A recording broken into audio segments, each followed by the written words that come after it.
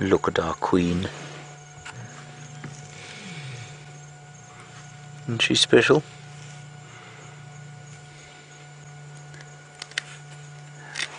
And we are so grateful to her. She provides us with so much endless entertainment.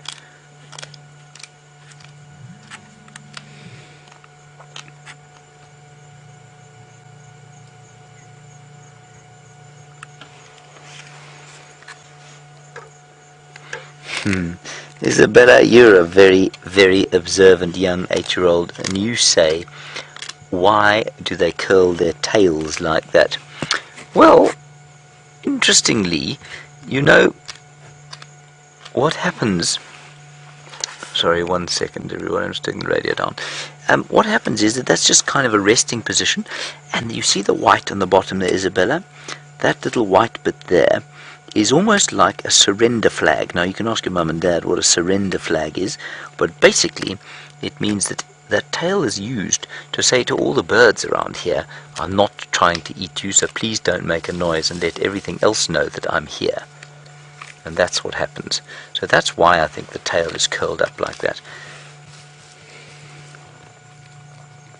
And if they walk, Isabella, and they're walking through the bush and they're trying to hunt something, well, they'll walk about the place, and then if the birds start going chee chee chee chee chee chee chee chee chee chee, she'll flick that tail up into the air, and the birds go and they stop calling because they know that she's not going to try and come and eat them. I think George is coming back down.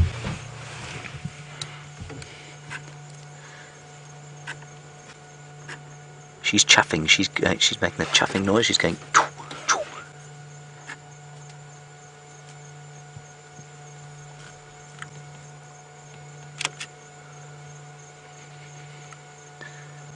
This is just fantastic, isn't it? Look, we've got them both now.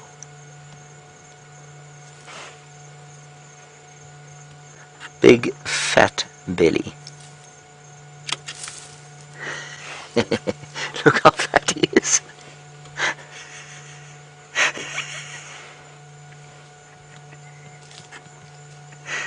He's such a fat pig. Now she's gone back up. And you see how I say they don't feed together. They do everything almost entirely separately. I find it so bizarre. But it probably isn't bizarre. It's probably completely what they're supposed to do. But it just goes to show, I mean, as long as I've been out here, I've spent so rare and so spectacular these sightings we're having, that, and the amount of time we're able to spend with these cats, that this kind of behavior is almost new to me. Well, I'm certainly seeing it through new eyes. I mean, there's no conflict between them at all, but they're just not...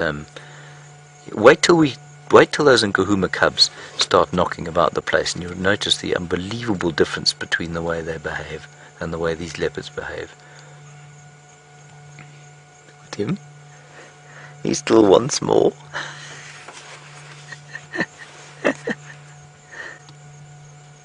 Yes, that's not a delicious meal, is it, Karula?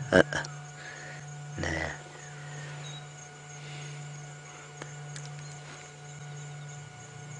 Just fantastic stuff. Okay, now Mike is coming down, everyone. I don't know that we're going to be able to fit more than one vehicle in here, and I'm actually going to say to you that I think we should leave, because we've had a wonderful time. So I'll just get Mike in here, and then I think we'll pull out. He's not quite here yet. Let's just enjoy this a little bit longer, and then we'll pull out and let Mike come in. Sorry. Am I right now, Brian? See Karula hissing at her son?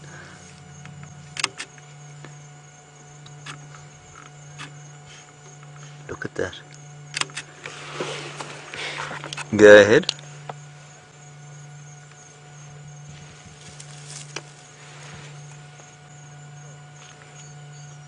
Affirmative.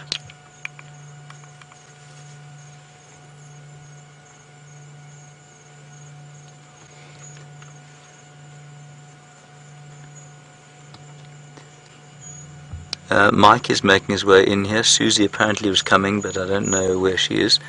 Then you can have a gap.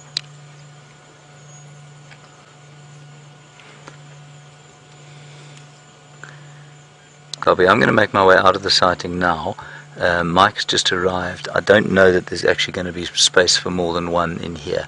You might get one view from the northern side of the drainage and one from the south.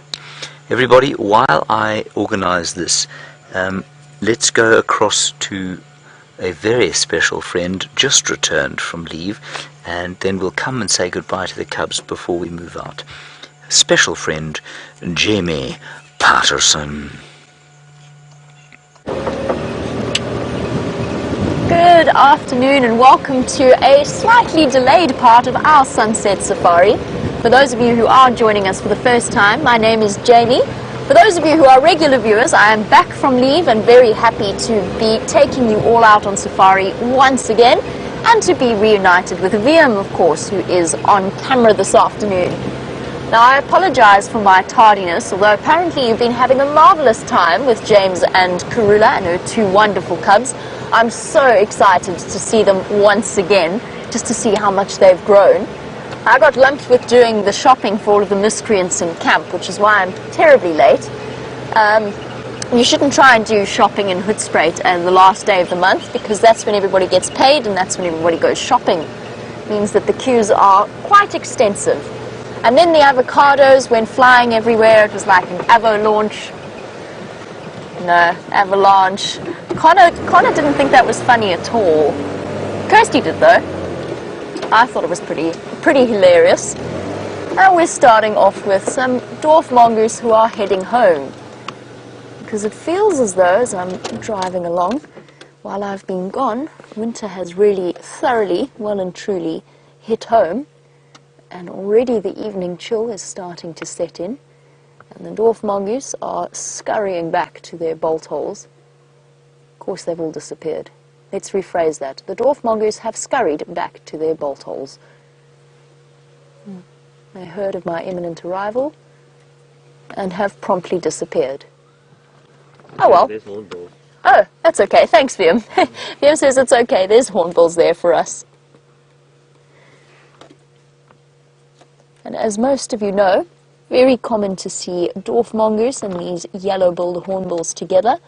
They have quite a special relationship, although both of them are thinking about heading off to start roosting for the night as well. The one on the left has got something in its beak. It was struggling to swallow it.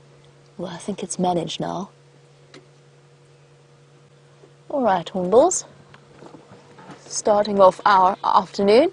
Thank you to all of you who are sending through the welcome back. Very much appreciated. Even the dwarf mongoose have decided that they might show face for a brief few moments. Now we're sitting right on the northern boundary of Djuma, on Buffel's Hook cut line, and the plan, I believe, for the afternoon, of course I don't know where anything is, and I certainly don't know where all of the animals have been moving while I've been away. Been very much sort of zoning out on the beach for the last few days. So VM tells me that there are fresh male leopard tracks around Gwari Pan Buffel's Hook Dam area, and that's the plan. I think we're going to see if we can't find Tingana to spice up the first drive back. And let us head off. So as I said, I've been doing a different kind of wildlife watching while I've been away. So Brent and myself went down to a place known as the South Coast, which is the coast sort of to the south of Durban, runs all the way down to Port Edward. For those of you who are familiar with that general area in KwaZulu-Natal, we had the most stunning weather. Really was. For midwinter, it was sunny. It was sort of mid-70s every day. We really were spoilt. And even better in terms of wildlife watching, the whales were early. So there's the typical sort of migratory season. The best time to go whale watching in South Africa is the sort of winter months between June, August, September.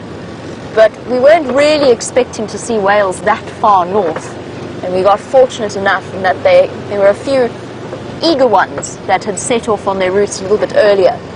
Now they were very far away, so I couldn't tell you whether they were southern right whales or whether they were humpbacked whales. I have a suspicion they were southern right. The humpbacks are a little bit slower in terms of their movements. But nevertheless, to sit on a deck and watch whales coming right out of the water and throwing themselves back into the sea is a truly extraordinary, very different experience. That being said, I've always been more of a bush girl than a sea girl. I'm very, very happy to be back home on familiar turf. There is, however, somebody who's not terribly happy with my return, and that is the person who is stuck behind me while I crawl along this cut line. So while I pull over and let them pass, let's head across to the wonderful Steph and see what else he has found for you. It's good having Jamie back on camera, isn't it? It's nice to see her again. It's not every day that we get to show you, especially in the dry season, caterpillars busy eating some leaves. Now, I quite often don't pass Oseroas, and look at the little surprise we found on this particular Oseroa. This collection of caterpillars, and basically what's happened and why they've stopped eating is because the temperature dropped down to a point where they are unable to function anymore, and they are only going to be able to start eating leaves again once it warms up a little bit tomorrow morning again. But it gives us a unique time, almost like a photograph, an instant in time to capture these caterpillars, which are usually quite furiously busy ingesting leaves, and gives us a little bit of a chance to see what they're doing. Now have a look at this guy. He's actually come unstuck from his plant, and the back half of his body has come off of the leaf that he was on. It's lost its stickiness. And have a look at its tiny little legs. Basically just holds on with its front few legs. Isn't that the most bizarre thing you've ever seen? And this Oseroa, or this young Oseroa, is literally peppered with them. Have a look at this one here. He's literally stopped also in mid-eat. And then the largest one of the group is a little bit down here. And he's the one that looks like he's had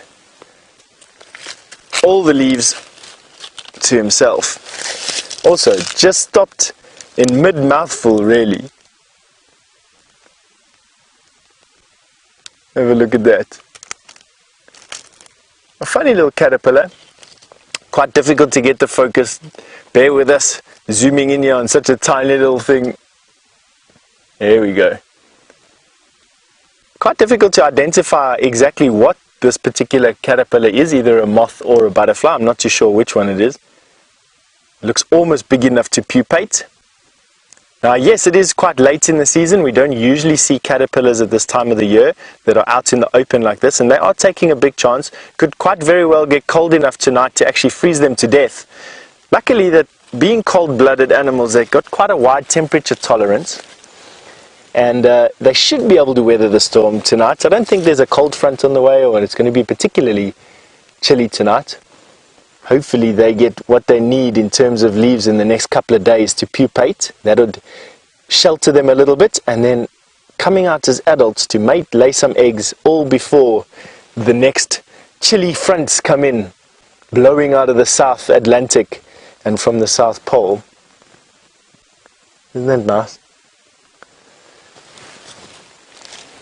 Alrighty, I think let's carry on. I don't know what else to say now. Watch out here, Dave.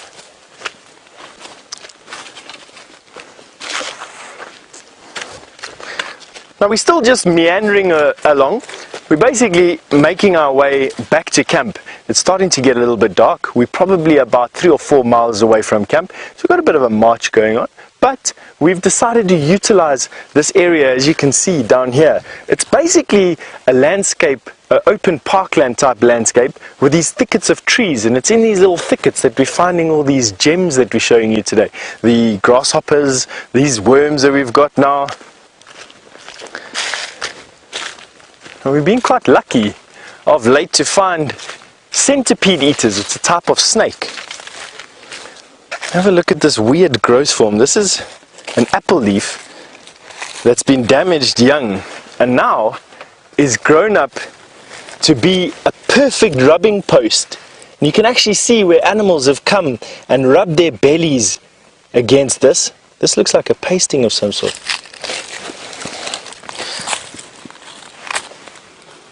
No, definitely not a pasting. What I thought these marks were here is the pasting from a civet. It's at civet height, and quite often what civet do is they reverse their backsides up onto a branch and they press out an anal gland and they make a marking on a prominent marker like this. But they're quite pungent. This one definitely isn't. The anal pasting of an African civet. And I'm quite lucky it wasn't that anal pasting of that civet. Anyway, we're going to send you back over to James.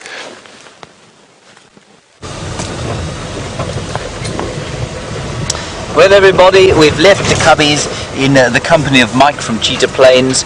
I think we got the most amazing view there, and I don't think that we could have had it better. So now we'll go and see what else we can find. Frankly, if we can just find another ant-eating fly, I'd be more than happy.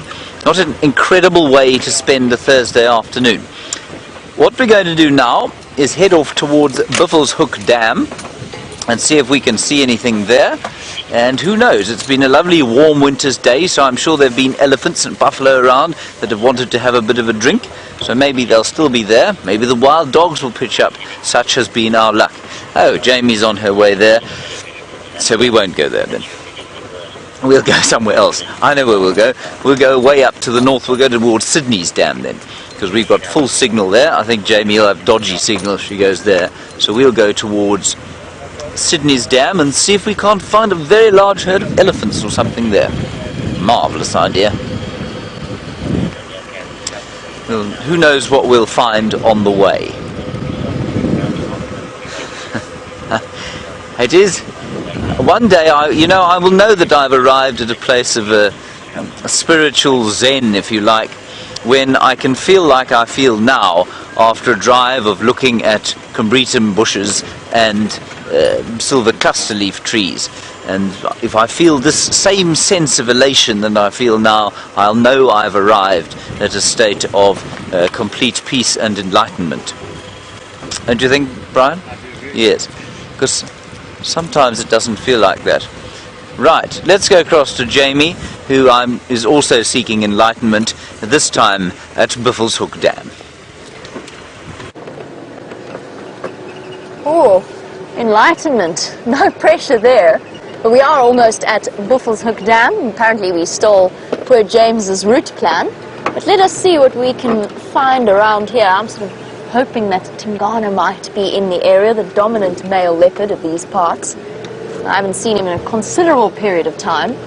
But it's just exciting to come back from leave and to reacquaint oneself with all of the different movements and all of the different animals, and how the bush is looking, which I have to say it's looking unbelievably dry, which is not unexpected. But in the space of, how long was I gone? I was gone for about 9 days. In that time period, everything, all the bush willows have gone completely brown and dry and lost most of their leaves.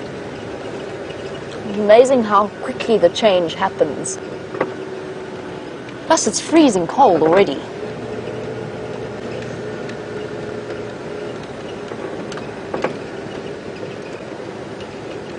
And a very good afternoon to Monique in London, and as always, welcome on our sunset safari.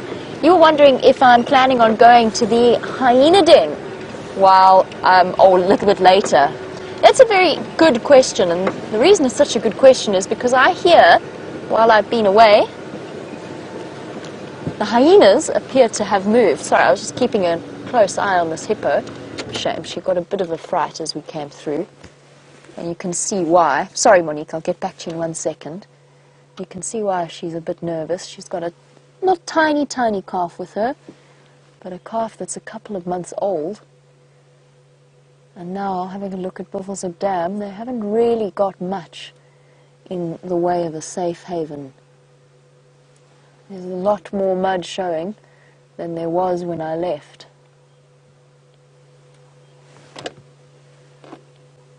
It's going to be a very rough time for the hippo and the various bulk grazers of this area, just chatting a bit about the dryness.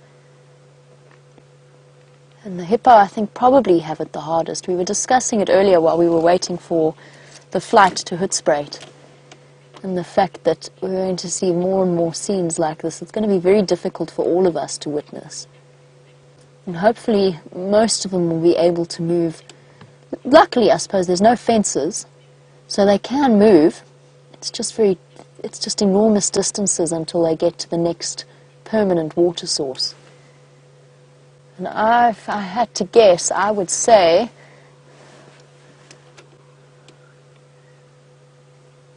Buffelshoek Dam is probably going to be dry. When do we think, Liam? End of July? Yep. Yeah, I think so. I think that dam's going to be gone by the end of July. And a very warm welcome to James Dugan, a new name for me. You were wondering if the drought is visible outside of the Kruger National Park. And yes, absolutely it is.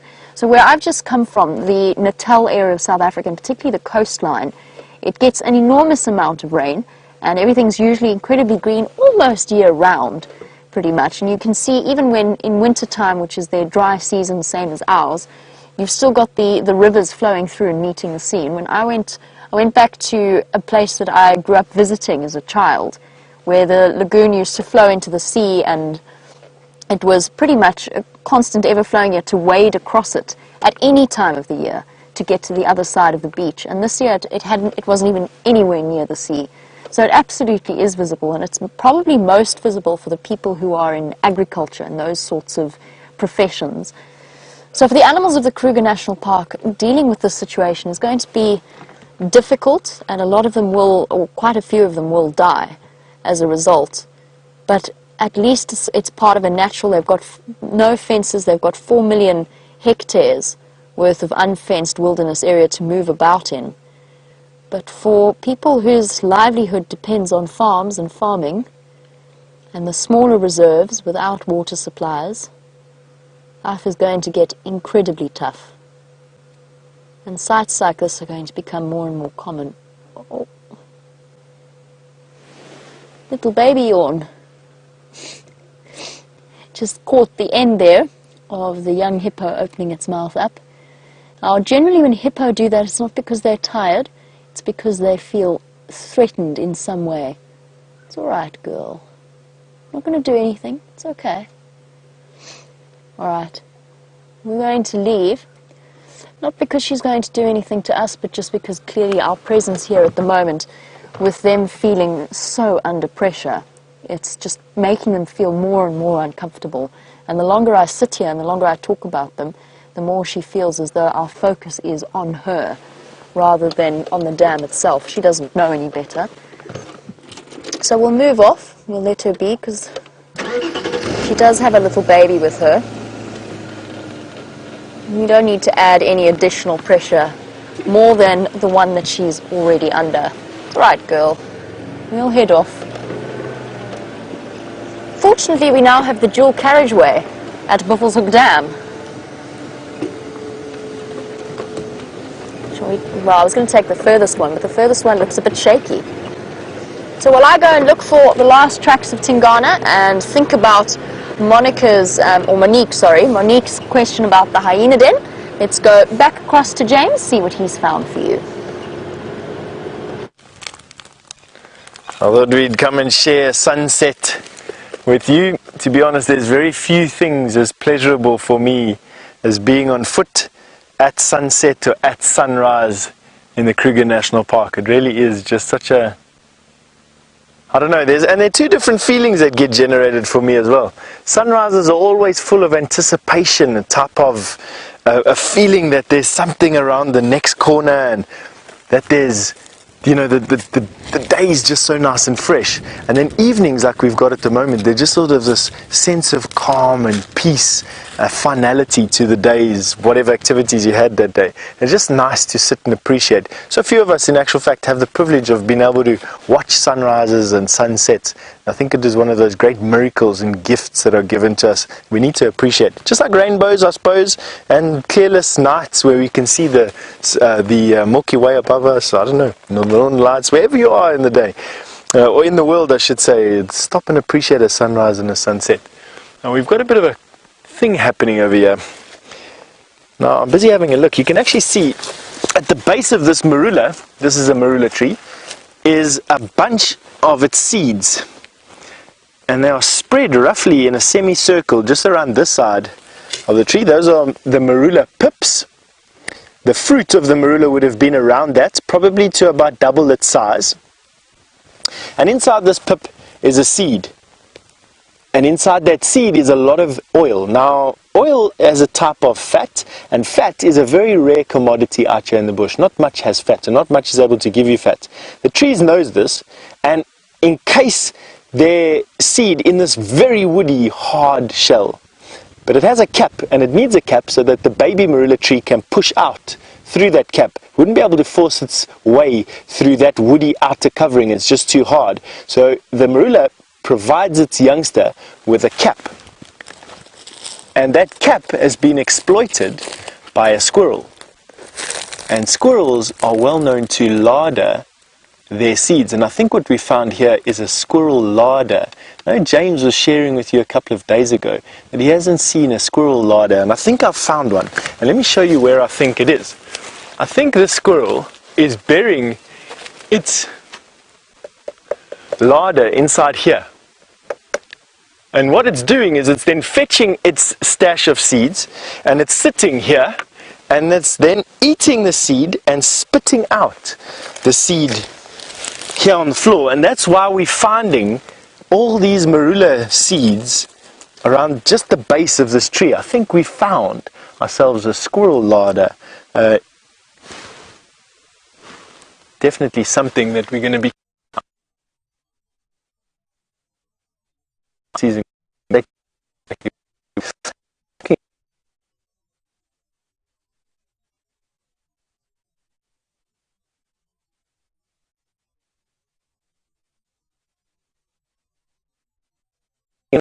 Don't move too much.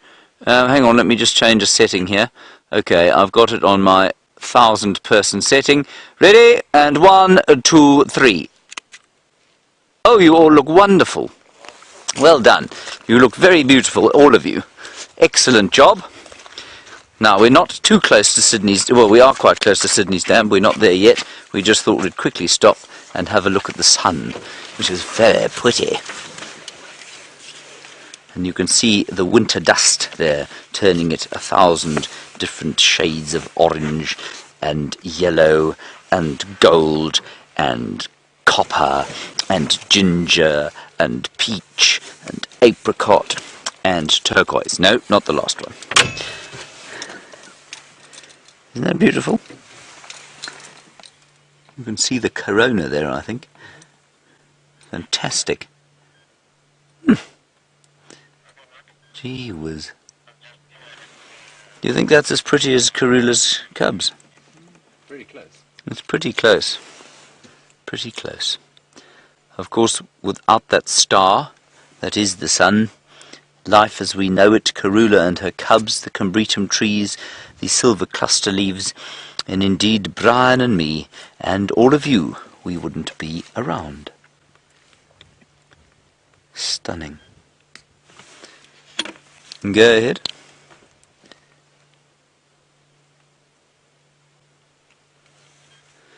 Yeah, I'm sure if you've got space, I think they're relaxed enough for two. Alright, everybody, we're going to make our way to Sydney's Dam. We're not too far from there. Jamie has got some tracks, and if I know where she is, I think she's going to show you some cat tracks.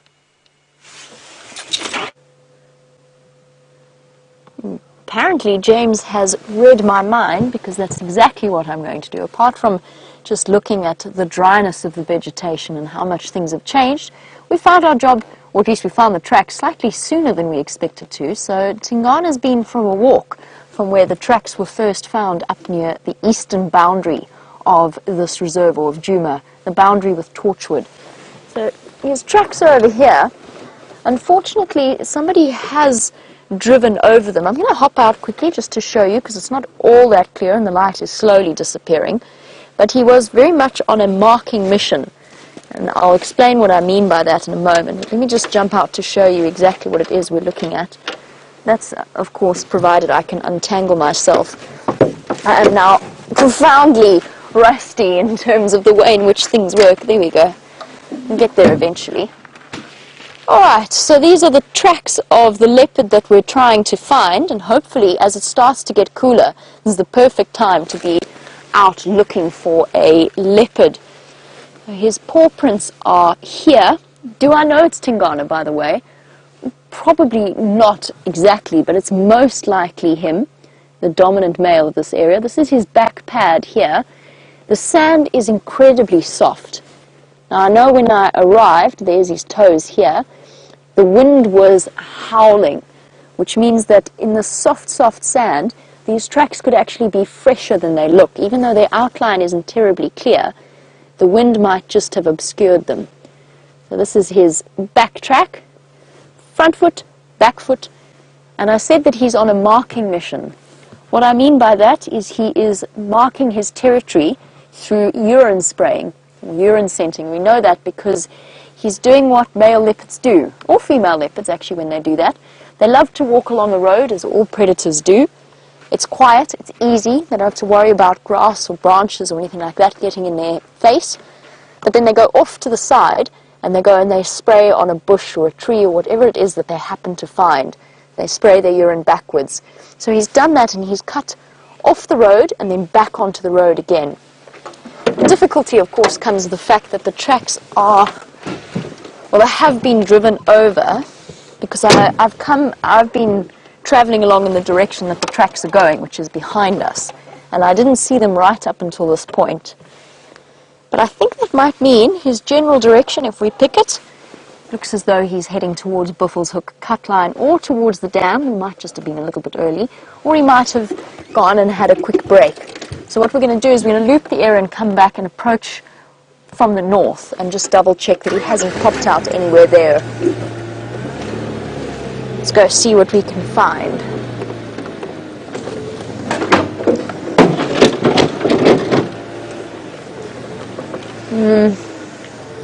These tracks are not crystal clear, but that probably means that they're from this morning. So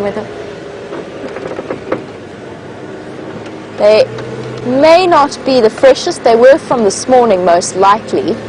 But knowing Tingana, what he usually does is he exerts himself throughout the night, wandering about, covering an enormous distance, and he almost inevitably goes and flops down somewhere in the shade, unless of course he's caught something in this block. Now I know that James said that he did see tracks this morning, and Liam has informed me that they looked, you said they were very fresh, Liam? Yeah. This morning they were very fresh. So he's been wandering about, and I think let's just do a quick loop back towards Buffelshoek Dam.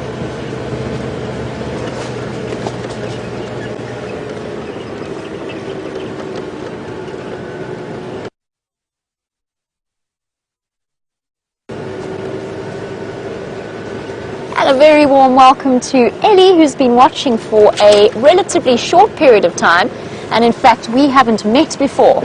Well, Ellie, it's wonderful to meet you and to have you on our drives. I hope you have become as addicted as most of our regular viewers have become. It's also wonderful to be back amongst you all and back in the bush. You wanted to know, since this is your first time meeting me, what my favorite big cat is out of the three. So lion, leopard and cheetah. Oh, it's a very difficult question to answer. And it depends on so many things. I think I'm going to have to say that the leopard would be my top. I really, there's something, and I find that with most humans. Leopards human beings find them incredible and incredibly beautiful to look at. And almost invariably, when you get safari guests, the first thing they ask to see is a leopard. It's got that reputation as being the most elusive of all of them. But that being said, it's a very difficult choice to make, because cheetah and lion are also incredibly fascinating. They're wonderful creatures. Lions with their tremendous power and the awe that they inspire in people, and cheetah because they are something completely different. So totally unique out of all of the big cats of the world, with their speed and their agility. And while we go looking for my favorite, I guess, of the big cats out here, let's go back across to James, who's found you something a little bit larger.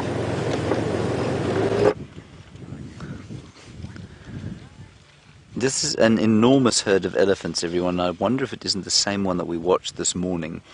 And there are 2 cows in it that have rapier sharp tusks. One of them has only 1 tusk left. They're so thin and so long and so sharp that I think through the years of using them, one of them has snapped off. There you can just see her sticking out. No, that's not her. Where is she? She's gone behind there somewhere. But then another one off to the left with another set, and I'm pretty sure you'll find that they are related to each other. It's a lovely big herd of elephants. They've just finished drinking at Sydney's dam, and now they're coming onto there she is. Keep coming. They'll be on your left-hand side. They're actually in the drain. There we go. Look at that thing. Isn't that amazing? It's like an elephant-sized toothpick.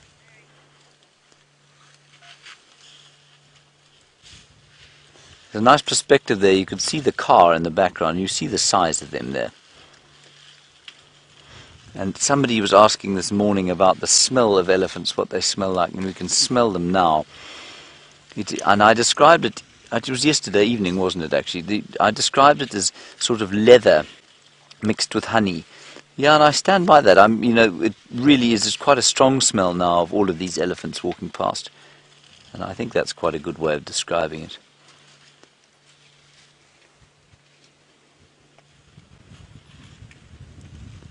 It's a big herd. And as I was saying yesterday as well, they're not necessarily the same herd all the time. What happens is that these small family groups of matriarch and youngsters will stay together, and then when the water becomes more scarce like it is now, then they will kind of agglomerate like this and move around in the same groups, and so these herds get much bigger. Tony, you want to know if they ever scratch themselves with their trunks? Absolutely they do. They scratch their ears and their eyes all the time with their trunks. In fact, I'll see if I can spot one doing it now. That's a lovely shot there, Brian. Well done. The usual story. Like the way that sort of shines in the sun, don't you? The last dying embers of the day. Very pretty sort of lime green colour. Beautiful.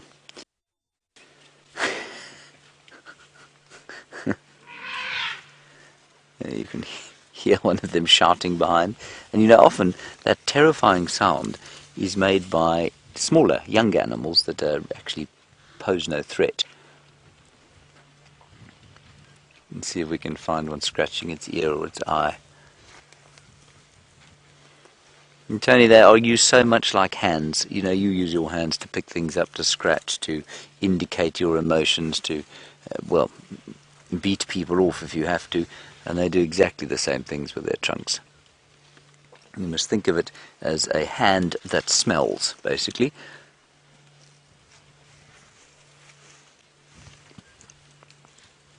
They're having a wonderful time feeding across here. There. That one there, Brian, was scratching her ear. She's not there. No.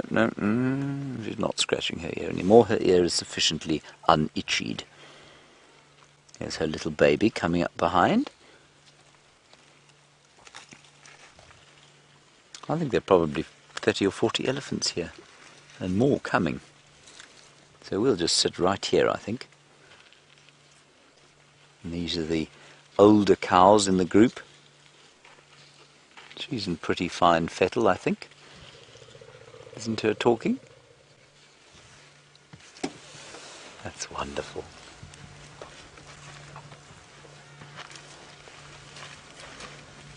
They are so human.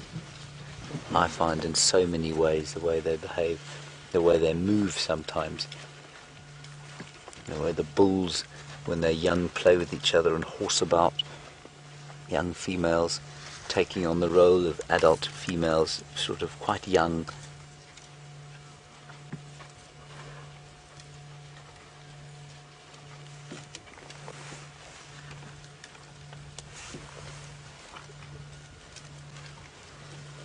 Look at these little ones.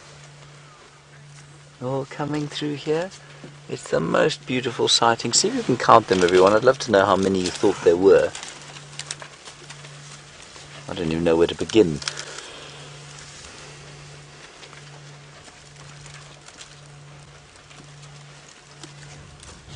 Go eating now. These forage there, that elephant you've just seen with the tail and there, that one, yeah.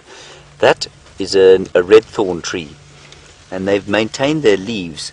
And Brian pointed that out to me last night. He said, look at all these acacias, they've still got perfectly green leaves, and I hadn't even noticed it before, but they do. They're not evergreen.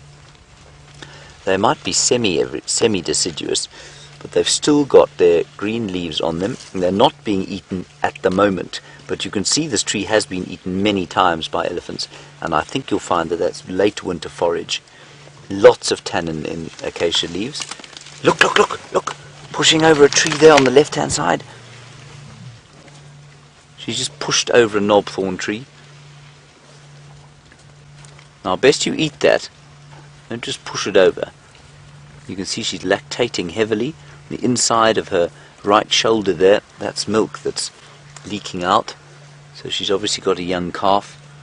And she, of course, just like with human beings who are having to feed babies, have to stay healthy, have to eat sufficient food.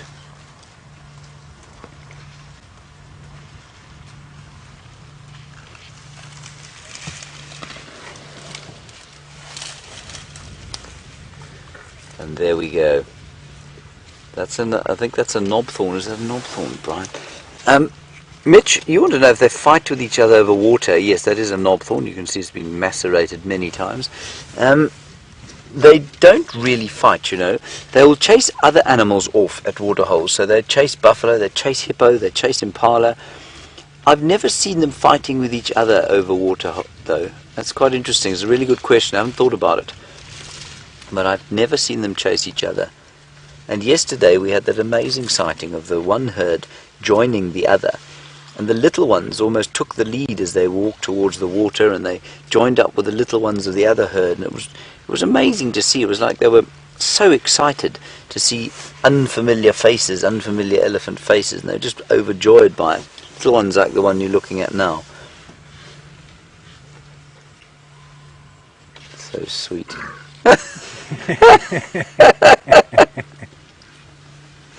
Did you just kick him? He's obviously not behaving. And like I say, it's so human.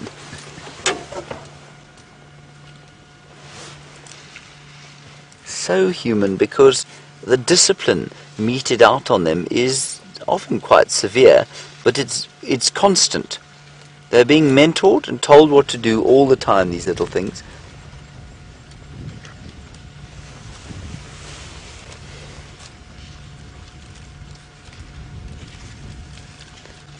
Just fantastic stuff. And it seems, everybody, just while we're looking here, that Karula has decided, I think, to move on after she finished that rather ropey bit. Oh, what's wrong there? So who knows where she'll be tomorrow with her little babies.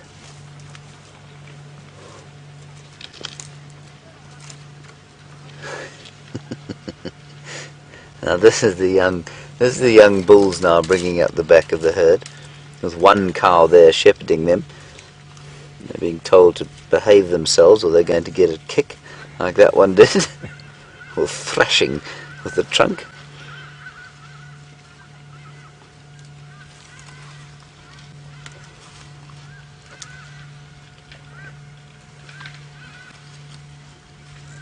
Seemingly very careful about walking through that little ditch in the road, but they are brilliant climbers, and we had an amazing sighting this morning, Dave and I, of two of them climbing on top of a termite mound perched there. And you just don't think that they're very good climbers, but they are.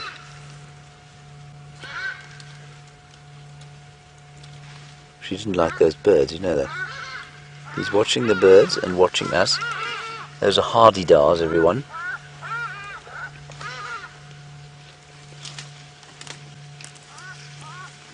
So what's that? The little one running. I don't know why it's so hilarious when they run. Of my skull saying that we need to get to shelter before I go from being the curious investigator of stumps to something that's a little bit lower on the food chain.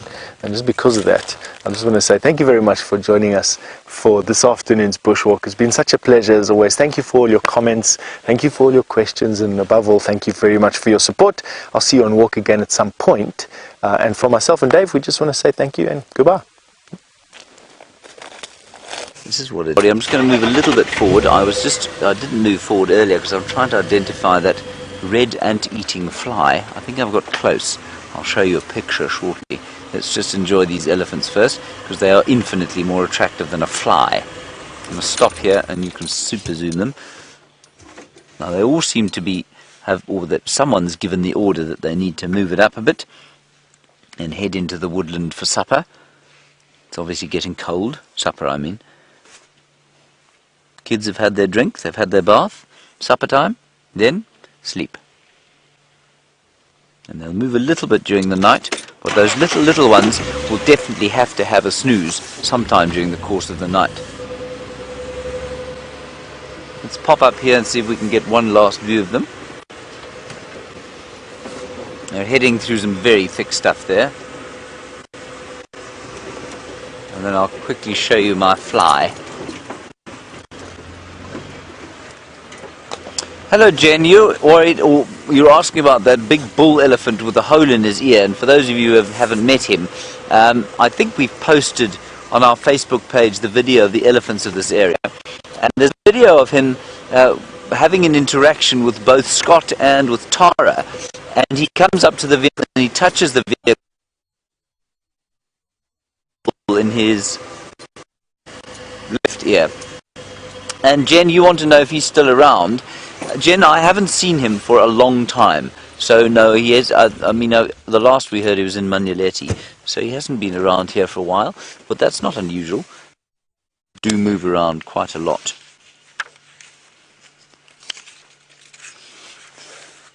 You can hear quite a lot of flatulence there, can you hear that? Righty, while they disappear off into the woodland, Jamie Patterson has got a little leveret. No, never mind. Scrub hair.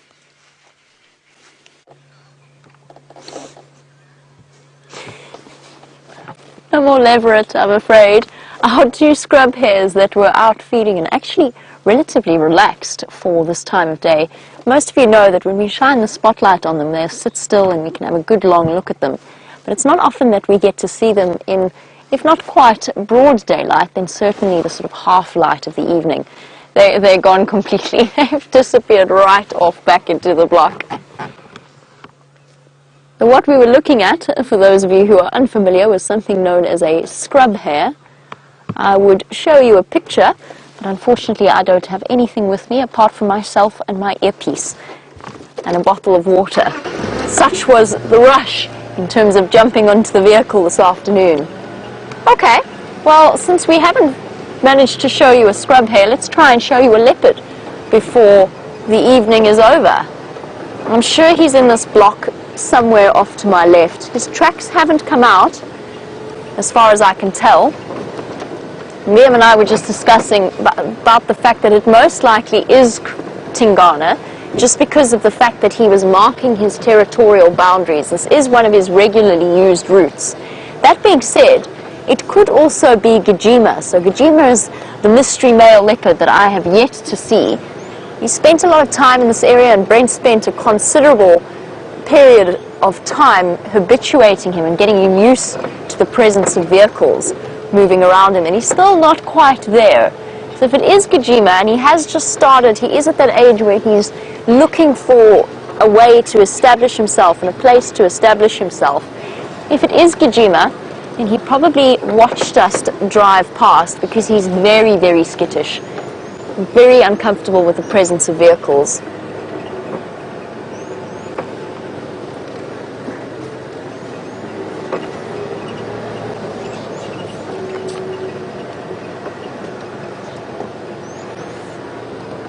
And as always, a warm welcome to James Taylor, and welcome to the Sunset Safari.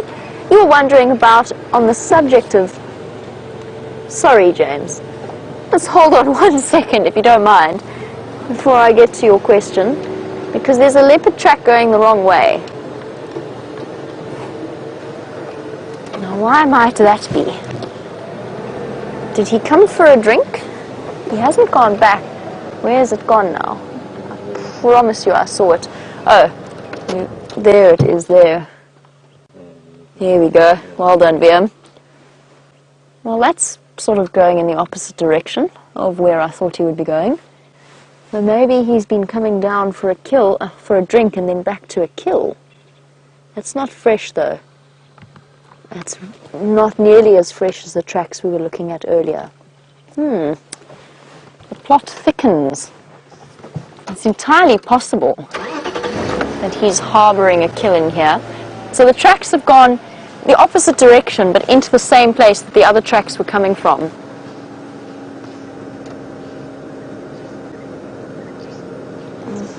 No?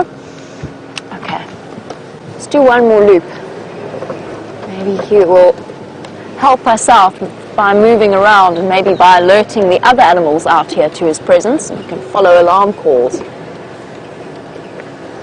While we do a loop around, back to James Taylor's question. Let me just check really carefully. Now that was on the subject of landowners and whether or not they keep a record of the animals that move about in the area and know which sort of territories they hold or which animals they might find on their land. And the answer is yes, absolutely they do.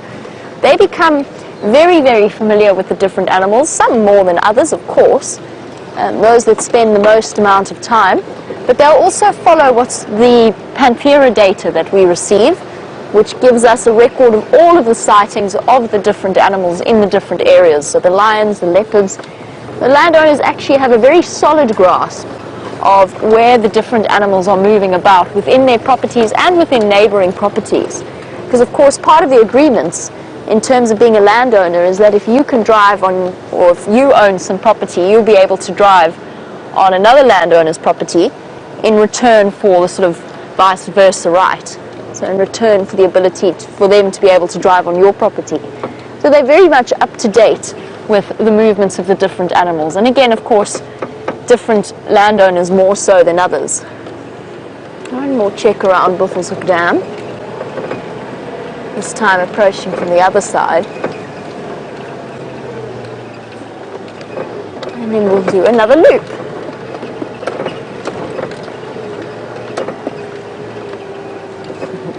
And Aaron in New Zealand, you want to know if there's any nocturnal creatures I would like to see upon my return. The answer is yes, always. Any of the nocturnal creatures I find incredibly exciting. But of course, an aardvark on my first day back would be very special. I saw some of you posted pictures of the aardvark that was seen on one of the dam cameras. And that's always a possibility. I'd be very excited to see one of those, Aaron. But any of our nocturnal animals are always thoroughly entertaining. I've come around this side of Buffelshoek Dam because chances are, if this leopard came down for a drink, this would have been the route that he took. But he hasn't come down for a drink. So let's do one more loop back to where I saw those last set of tracks. But while we do that, let's go across to James, who has some antelope for you. Indeed, I have some antelope and they are perfectly coloured, as you can see, for this particular type of vegetation, aren't they, Brian? Look how they are the same colour as the golden leaves behind them. Very clever, I think, that is. Much more camouflage for the winter than they are for the summer, because they don't have much to hide behind in the winter time. Beautiful little herd of impalas coming out into the open area to try and avoid being eaten during the course of the night. Excuse the scratching on the audio there, that's just me fixing the microphone that is actually mounted now in my head. More in my hat than in my head, but still, you get the idea.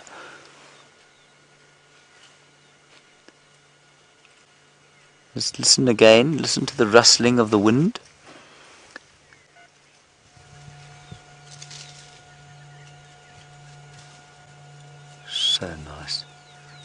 Such a different sound when the wind blows in the winter to when it blows in the summer. And you might just be able to hear around us, there are a few pearl-spotted owls starting to call.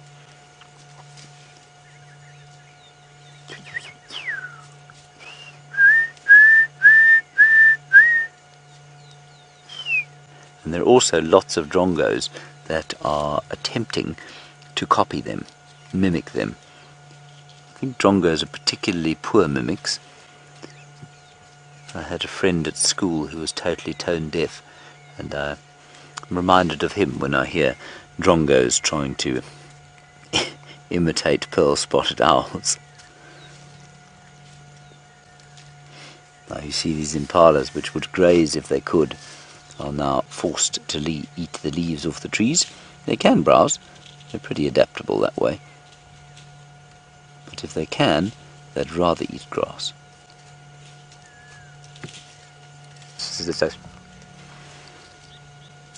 Can you hear it, Brian? I don't know.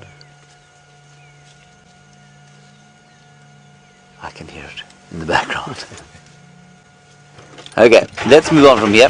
I'm going to pop down to Sydney's dam just in case that big herd of buffalo hasn't popped down, and we have got all the super zoom, you see, so it's worth using it. So let's pop down there. It's just down here, not far.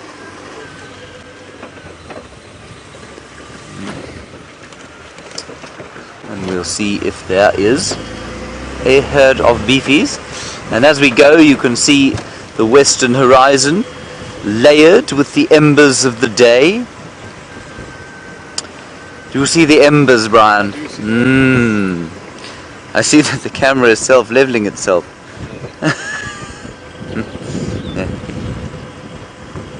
We're just about at the dam, and the mountains in the background there, and they're covered in dust.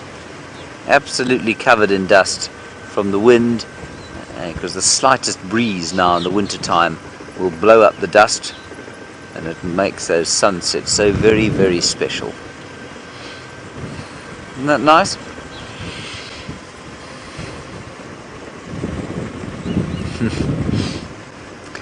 Hello James Richard, you're interested in whether or not those gecko eggs that were in the buffalo skull that we viewed on TV, did they ever hatch?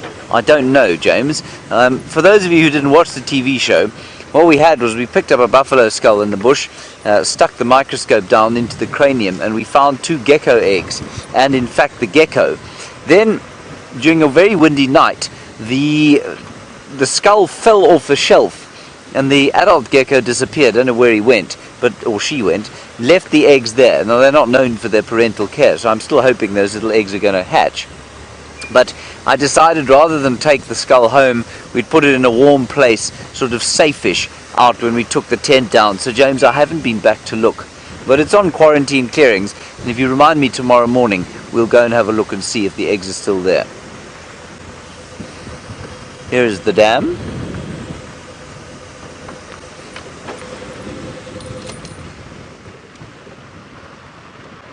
Ah, Brian, nothing is thirsty. Nothing at all. Unless there's a leopard there. Let's just scan the shoreline.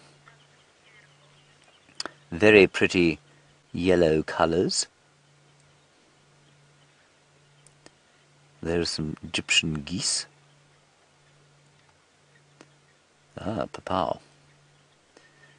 And they're just eating their last little bits of algae. Now you will read that Egyptian geese are algae eaters, and they'll eat this sort of young shoots of small plants, aquatic and otherwise. You will read that they do not eat fish. Well, we have 2 Egyptian geese that live at Buffelshoek Dam that eat fish like it's going out of fashion. Fascinating sighting we had just as Buffelshoek Dam was drying out last year, and they were eating little fishes. Hello Cameron, aged just 6 years old, and what a very clever reptile question you've asked. You want to know if we get snakes that swim. Cameron, there are no swimming snakes right here, but, oh, look at those colours. But you know, Cameron, just about all snakes can swim. So I've seen puff adders swimming, I've seen pythons swimming, we know that mambas can swim. So although they don't necessarily choose to be in the water, if they have to cross a river or if they have to get into the water for whatever reason, sometimes they swim when it's very hot because they need to stay cool, then they can swim. Just about all snakes are pretty good swimmers. But we don't have any snakes here that actually live in the water. Let me just quickly show you the fly that I think we were looking at earlier. I think it's that one there, called a fly pirate. And although it doesn't really have a distribution that covers this area, it's the only one I can find that apparently it steals, well, it's eating a termite here, it's actually stealing a termite from an ant, but it's the only one I can find that looks vaguely the same and that eats these sorts of little insects like the ants and the termites. Alrighty, good. We'll turn around from here. We're going to head down south on the western fringes of Djuma and see what we can find. In the meantime, let's go across to Pajamas and find out what she is finding in the east. We are heading from the east across to the west, whilst James has the sort of western boundary covered. We're going to double check along the northern boundary. We've just been discussing the movements that Tingana usually follows, or the pathways that he usually follows. And whilst predicting a leopard's movements is about as successful as predicting a woman's mood from one day to another, we still have to try and guess at where he might be going. And I think that Buffelshoek Cutline might be a good place to start. He very often has sort of several routes. He walks along through the centre of Djuma, or he walks along to the north of Djuma, along Buffelshoek Cutline. Actually, those are pretty much the two routes he walks. It's just figuring out where he is along his journey. And while we do that, back to poor Monique in London's question about the hyena den. He wanted to know whether or not I was going to head back across there. I would very much like to, although I hear tell that it has moved at some point, or at least it hasn't been active for a while. Now, my first project, I think, tomorrow will be to see if we can't figure out where they've gone. And while we search for hyenas and leopards, James has found one of the smaller cadens. Look at that, everybody. There is a side-striped jackal, a small one. I think it's going to run off into the bushes there. A lovely sighting. We're right close to the gate and one of the houses, one of the landowners' houses. And I think what this jackal is doing is looking for probably, well, I'm sure it can smell food and things around here. Isn't that great? Oh, the usual story, Brian.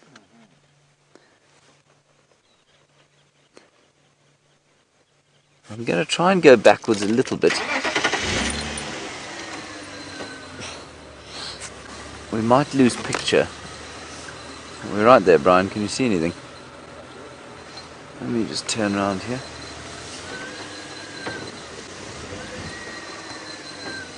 We'll just try and find it again. I'm just going to call this dude. There's a guy over here who's been very patiently waiting to get past us. And every time he looks like he's going to, we find something. So we'll just let him by. There he goes. And let's see if we can find this jagal again. There, on the road. It's right in front of us. I think probably heading to Sandy Patch.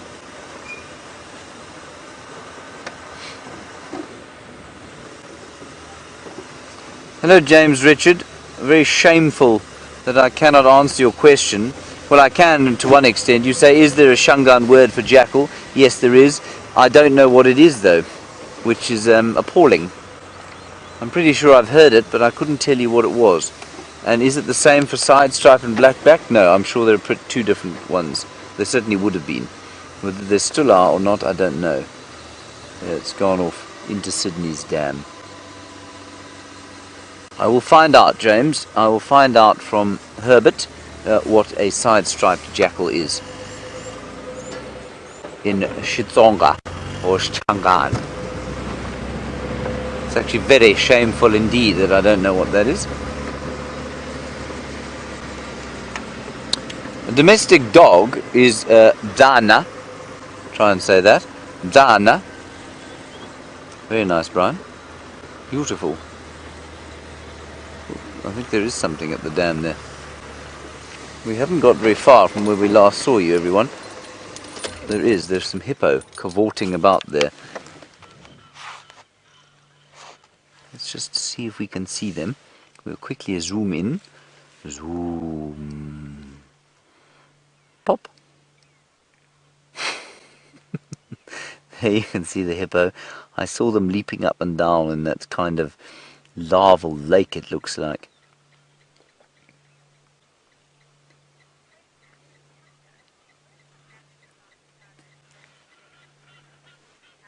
And Tasha, I guess you're thinking of whales and dolphins when you say, what is the maximum amount of time that a hippo can spend out of water? Tasha, they don't actually ever have to go into water. If there is no sun and if they are cool enough, then they don't actually have to go into water at all. It's not like a situation with a hippo or a dolphin or a whale where they'll die very quickly if they aren't in water. They don't have to go into water, and they do spend extended periods out of water, especially during drought times. So, yeah, they can spend indefinitely out of the water. I think most of the time, if they can, they'll only spend about 8 hours a day or so. Alright, let's go across to Jamie, get another update from her. We're going to head south. We're still heading, while James goes south, we are still heading north and to the west to figure out if well, basically it's just a chance for me to get reoriented. Not that I'm lost or anything like that, it doesn't take 9 days for my memory to go completely blank, but to just become reacquainted with what's out here, and at the same time provides an excellent opportunity to look for Tingana. But I was talking about, before James found that jackal, I was chatting a little bit about the spotted hyenas and the chance of finding their den.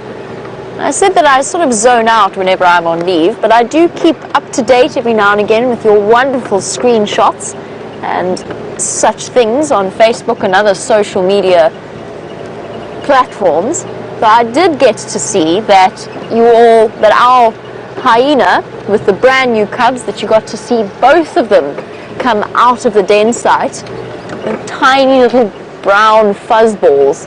So that I'm really, really excited about seeing, because we saw, before I went on leave, it was just a sort of one brief sighting of one cub's head out of the hole of the den. Obviously they're at that incredibly entertaining age where they're still curious, a little bit nervous still, but curious, and yet highly uncoordinated. Not really all that good at the whole walking thing. And it's a stage of their lives I'm hoping we can find them before they get too much older. This, I think, is a shot in the dark, quite literally.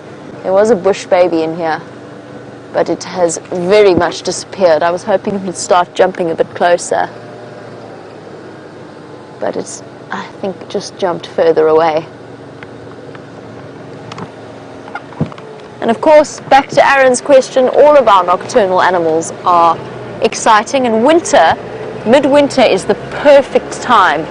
If you're interested in some of the rarer, or at least shyer, creatures of the evening, these winter evenings are the perfect time to go and search for them. So I've yet to see, on my list of things to see at Djuma, I haven't seen an aardvark, admittedly ever, which is one of those bizarre things. I have yet to see a porcupine on Djuma, but we know they're here. We find their quills and their tracks all the time. Haven't seen a caracal. Otherwise, I've done pretty well on the nocturnal animal spectrum. I think I've seen most of the others. Liam and I saw a serval a couple of months ago. Seen civet, white-tailed mongoose. A water mongoose would also be really exciting, but I think most of them have now moved off away from this area and back towards where there's more permanent water sources. I've seen African wildcat, honey badgers regularly, well, sort of regularly. I haven't seen a pangolin yet, and in fact there's only been one pangolin sighting over the last few months, and that was with Brent on Cheetah Plains. And we'll have to add that to the list of things we could spot as well.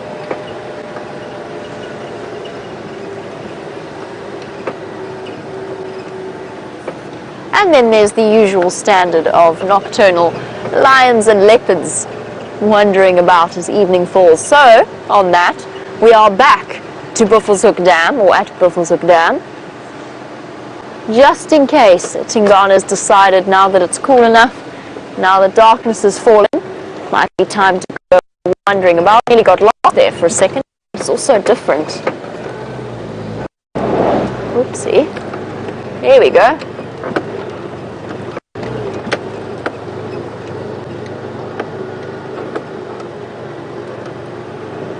While we scan the dam area and its surrounds for our leopard, Shamal raises a good point, and that is whether or not it could be Sindile's tracks, the much-loved young leopard who had some interesting times over the last few months.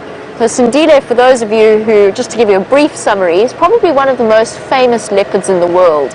And he made him sort of shot to stardom in a very unfortunate way. He caught a stray dog that had wandered in from one of the neighboring villages that later turned out to be rabid. He was placed in quarantine for 8 months. This was around about a year old. And he was placed in quarantine for 8 months and then released with a tracking collar. And Jamal's absolutely right in that he is known as the Wanderer, and he's been released and he's now nearly 2 years old, almost at the right dispersal age for a male leopard. And yes, he's certainly wandering. He's wandering all over the show, up and down and as far as he can go. The reason I don't think that it's Sindile, and we don't know because as far as I know we haven't received any more updates as to his whereabouts from his collar. The reason I don't think it's him is because I don't think Sindile would be marking territory at this point, and that leopard that walked through most definitely stopped at the neighboring trees and bushes to urine scent mark, because we could smell the urine. It smells, in theory, fresh leopard urine is supposed to smell like buttered popcorn. I don't think it does, but I appear to be the only person that doesn't smell it like that, so I think it's a problem with me, not anybody else's perception. Apparently leopard urine smells like buttered popcorn, but Sindile is wandering because he feels threatened, because he's scared, and he doesn't want to draw attention to himself or attract the attentions, particularly of any dominant males in this area, or in the areas that he's wandered through. Now, the chances of him marking his territory seem relatively unlikely, and it's only at the earliest roughly around 5, usually only 6 or 7, that a male leopard will start to mark his territory, or to actually mark out a territory for himself.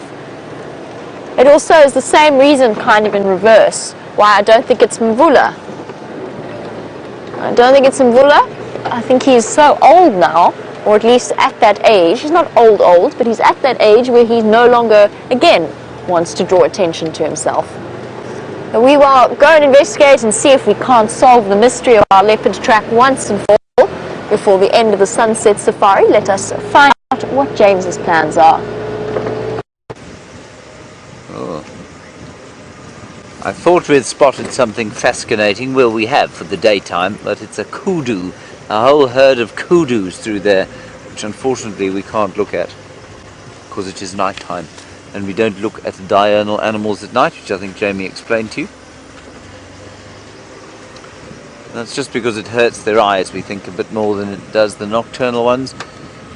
The logic behind that is not entirely clear to me, given that if you're active at night, I would imagine your eyes to be more sensitive during the darkness. Anyway, that's what we do. It's the official story, we'll stick to it.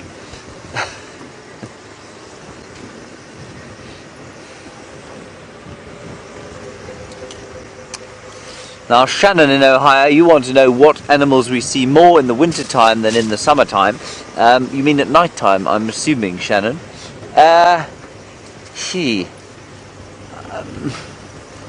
Not many, actually. In fact, I don't think any. I suppose we see more bush babies maybe during the winter because the foliage is that much less dense, and instead of them hopping about eating insects. They're on acacia trees eating the gum. So maybe bush babies, we see them a little bit more. Bush baby, for those of you who don't know, is basically a little primate. Looks like a koala bear, related to lemurs a little bit, or to the lorises. Yep, related to the lorises. And what else would we see more? I think that's about it. Everything else is pretty much the same. In summertime, we definitely see more chameleons than we do in the winter. And I suppose like with the bush babies, the chances of seeing something are probably greater. Something like a civet. We've had 2 civet sightings now this winter. We've had genet sightings. The chances of seeing anything in the winter time are that much higher because the foliage is that much thinner. But otherwise not, I wouldn't say. And it's interesting, in the really cold mornings, like this morning, for example, we were driving about this morning, and it was supposed to be 10 degrees Celsius, and that's pretty chilly, it's about 54 Fahrenheit. We saw nothing for about an hour and a half. There was just nothing about. And the animals, I don't think, like the cold at all. And I can remember when I was a guide, taking game drives, and the really cold winter's mornings, you'd find very little until the sun started to warm the earth and things just used to appear. If you were lucky enough to find a leopard or a lion in the cold of the morning, then it's great because they're often moving around as opposed to lying down doing nothing. But all the general game and the elephants and that buffalo and that sort of stuff, they generally like to be relatively warmish. So winter nights not necessarily the best time to be looking for animals. Right, we're on to the main road. We were coming down towards the western section, but then we were we were blocked by that very large herd of elephants that we watched earlier. So we just let them be and came around this way. I'm surprised not to have seen a bush baby tonight. They've been all over the place. So maybe we'll be lucky on our way home. What do you think, Brian? Now this is where the civet was also seen 2 nights in a row. Seen right along here. A civet, for those of you who don't know, a member of the family Viveridae, which will be about as clear as mud. Basically similar to a genet and quite closely related to the Herpestidae, i.e. the mongoose. And some people call them civet cats. They are not cats at all.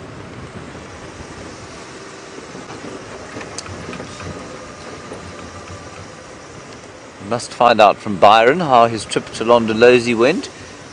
He's down there now for a month, and I know that many of you will be sad to see him go. I'm very sad to see him go. It was lovely to have here, and I'm hoping that he'll come and do a bit more time with us. And he, of course, was extremely grateful for the very warm welcome and warm response you all gave to him. So thank you very much for that.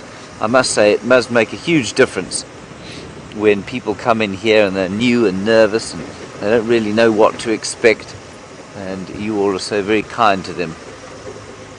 So thanks very much for that. We do appreciate it.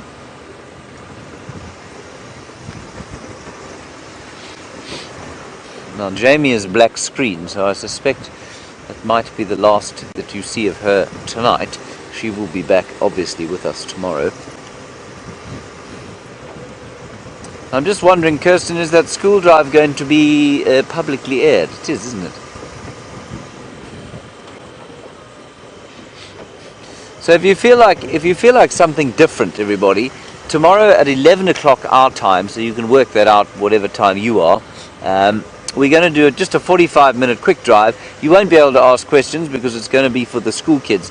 But it might be interesting for you if you are, especially if you're in the States, where I know that early drive, it'd be early morning for you rather than that very late night. So you'll get 45 minutes at a different time of the day in the middle of the winter. And the midday in the middle of the winter can be a very pleasant time to be out. It's beastly in the summer, but in winter time it's very pleasant. So pop along if you want for 45 minutes from 11 o'clock to 11:45. Like I say, we're going to only take the questions from the kids. But if you want to see what this landscape looks like in the middle of the day, well, you have a rare opportunity at 11 o'clock tomorrow morning. I am definitely well unable to work out what times these are. Alright everybody, that's going to be it from us. Jamie is back up. Thank you very much for coming to the leopards for us. I know it was a dreadful trial for you. Thank you Brian and Mr. Thumb for your efforts today. And we'll hand you back to Jamie for the last minute and see you tomorrow at 06:30. Bye bye.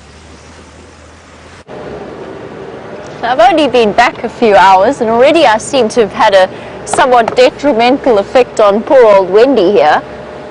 Finding out which places we can go and which places we can't is all part and parcel of the job and of live safaris out here. Nevertheless, it is truly marvellous to return once again to the African bushveld. I do miss it whenever I go on leave. It's a strange thing. Even though it's wonderful to have a holiday, it is equally marvellous coming home, and I feel very fortunate in that I can say that each and every time I come back from a holiday to be excited to head back to work and head back to home. And as we come now to the end of our sunset safari, we'll have to follow up and see if Tingana wanders about or takes the route that we expected him to. I'm keeping my fingers crossed that he will. And it sounds as though we've got exciting prospects, lions wandering about, leopards everywhere, and maybe I'll even have a chance to see Karula's now slightly larger cubs. Well, thank you, Vian, for all of your fantastic camera work. It is wonderful to see you again, as well as to the lovely ladies in Final Control, to Kirsty, Lou and Chelsea. It's great to hear your voices once again. Most importantly, thank you to all of you for your questions, comments and viewers. Have a wonderful day. We'll see you tomorrow.